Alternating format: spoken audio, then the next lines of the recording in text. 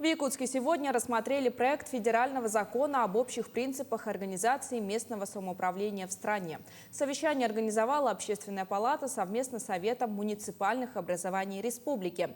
Какие вопросы поднимались и какие поправки предложили участники обсуждения, расскажет Евгений Тайтонов. Основная тема обсуждения – изменения в законопроект о местном самоуправлении. Согласно поправкам, будут ликвидированы дублирование обязанностей между администрацией района и Наслега. Проектом предусматривается, что в каждом населенном пункте будут созданы территориальные органы местной администрации – управы. Будут на местах главы управ. Например, сейчас есть муниципальные образования, в состав которых входят 3 поселения, а глава живет и работает в одном из них, а 2 поселения функционируют сами по себе. В этом случае при реализации нового федерального закона, наоборот, власть приближается к народу, и в каждом населенном пункте будет глава управы. Глава округа будет назначать глав поселений в каждом населенном пункте.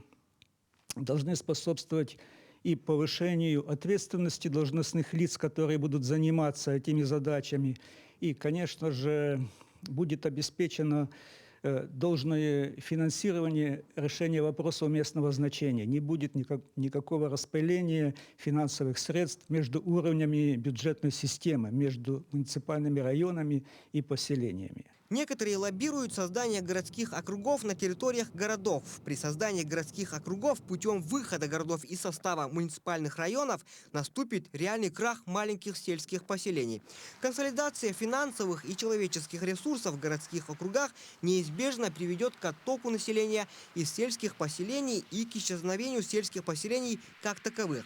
Но при этом в оставшихся поселениях возникает необходимость в определении нового районного центра, куда переедут все органы управления района. Также нужно учесть, что бюджет района будет формироваться по остаточному принципу от численности оставшегося населения.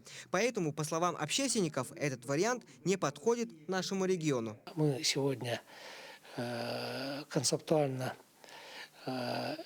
одобряем в целом концепцию самого законопроекта. При этом у нас имеется предложение, которые будут оформляться в виде поправок при рассмотрении в режиме второго чтения. Законопроект очень важный.